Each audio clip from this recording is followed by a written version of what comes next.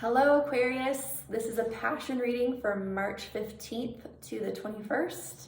And Aquarius, I'm calling this a passion reading because we are moving from that watery, Piscean, dreamy, sort of melty, mutable, watery energy of Pisces and Neptune. We're moving from that to the cardinal, distinct, focused, fiery energy of Aries. And so we're gonna experience this like evaporation of the water, this steam rising out from all of that dreaminess that we've been having. And then we're gonna have the impetus and the passion to take action, to let the rubber hit the road and to really move forward with something.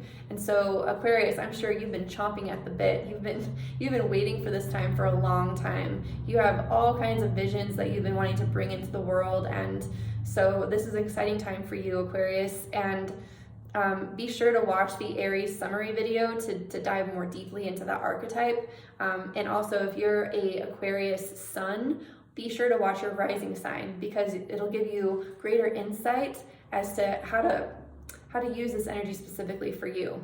So, but Aquarius, this is your archetypal. If you're Aquarius sun, this is archetypal for you. So you archetypally have this energy of Aries when it comes to your mind and the way you think.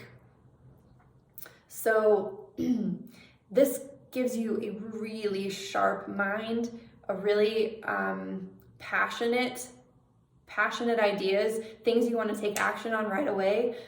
You might like, you have so many ideas flowing that you're just like, let's do this, let's do this, let's do this. And with this energy coming through, you may have felt like some of those ideas were sort of stifled. You've spent the last month really getting clear on what are your new values. What is it that you want to experience more of in your life? What are you going to prioritize now moving forward?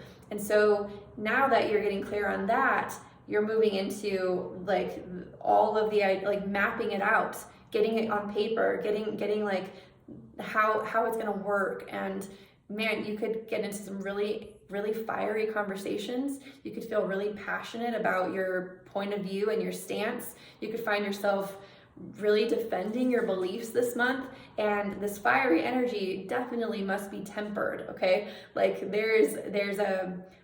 this Cardinal Fire is the energy that's necessary to birth babies, and you're not meant to use fire energy all the time.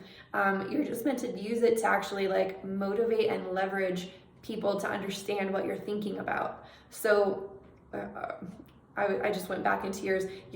Yours is showing up in your house of mind. So we don't necessarily use Cardinal Fire for all of our projects. We just use it at the beginning of a project to get it off the ground.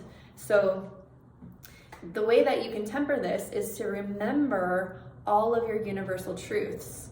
Remember the laws of nature. Remember how the cycles flow.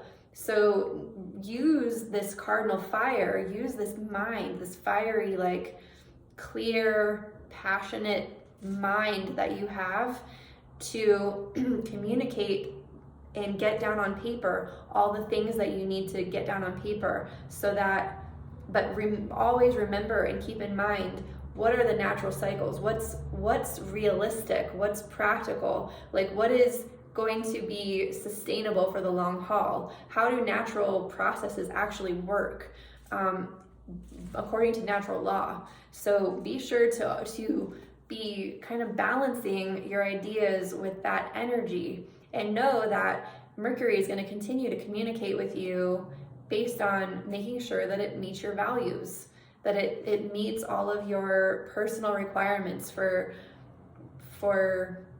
the way things should be. You guys are the visionaries of our time. So, I would expect to hear passionate messages on Facebook from Aquarians, new ideas, innovation, things that are going to transform systems and products and ways of doing things. So, you may definitely want to have a megaphone ready, and all of the energy of this sharing and this announcing that you're going to be doing it's going to make a more sustainable and nurturing home for you. So that's the value that's going to come from having these conversations in the world. The result is that you get to experience a sense of home because you've really created and innovated different things on the planet or in your life.